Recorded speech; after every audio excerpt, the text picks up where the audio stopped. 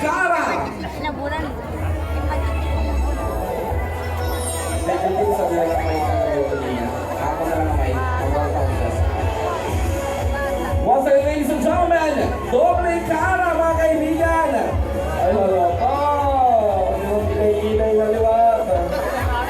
Teka na muna. Okay, are you ready? Okay, you're right. Tinag ko na nga ito.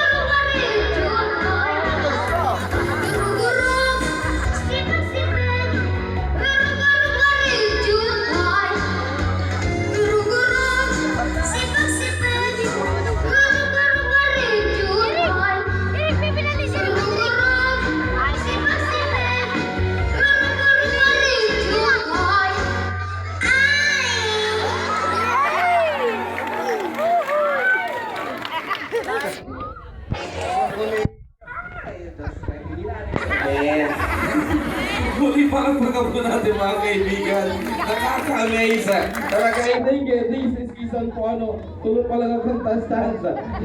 Katulo pa lang ang contestants. Sobrang nakita nga nag-i-enjoy. Parang maswerte kita hirang ka season 5. Kalimayan ka talent. Hello, be? Kakarin ka to, be? Nice, gila ka pa? Okay na, bila po. Sige po, Bisaya di rin. Okay lang? Okay, maraming. Sisip pa pag-alam ko kanina kang Kuya Jerome, kung papapili yung kain hindi mo gusto, adi ko na niya. Oh, lalaki ko niyo. Oh, pero nagtukod, no? Lalaki ko ako. Ako no, nagsalita pa natin papag-alam ng bata pa. Kung lalaki ko kung babae, nagpatong lalaki yan, ay malatak pa to na. Okay, so, pero yan, ang pamamatian natin, it's it. i-comment tayo mo ni Kuya Beto, alis teacher ng Mallorca. Ready ka na mamati? Okay po, hindi mo yayak na nag-isa sa channel sa guest or kung mga comment ka, pagkali mo performance. Okay, Kuya Beto, ano po niyo masisari ang performance ni Kuya? Ano nangyari mo? Ano po? Kuya Juster.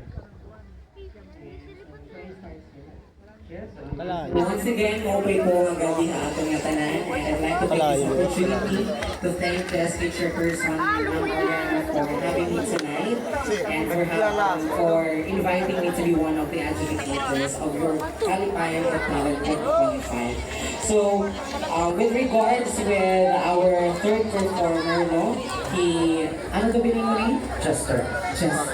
Juster, how old are you? 9, okay. So, my first comment no is I like her confidence. At a very young age, 9 years old, nakaka-face na niya ng crowd. And he is sharing his talent. Share niya yung talent na hindi niya talent. So, I like to commend you. I-commend ko ikaw, i-commend mo talent. And I hope na ipadayon mo ito kay sa rin pamanggihan mo kanina ni Sir MC.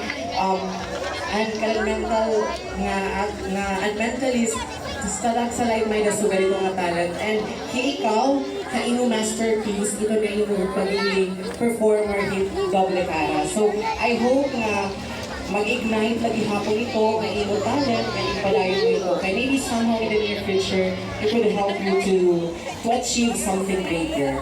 And next one is, sabi ko comment kanina, at a very young age, you know how to shift your voice. Maaaring ka magbaliw-baliw yung boses. Actually, ako, kaya ko gihap siya rin.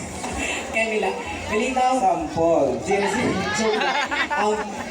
Nag-enjoy ako kanina shifting kay sabi ko nga ni grabe 9 years old kaya na talaga niya magpabaliw-baliw yung voice with it. Para yan ang media, no? So, I hope na magpadami Ano na may da? gift. And I hope gihapon ng mga bata na adi na if you have some talent, show it. Kay sarili pa man, ito na yung talent, ako mag-degree na ito. So, once again, salamat at congratulations. Thank you so much sa Beto.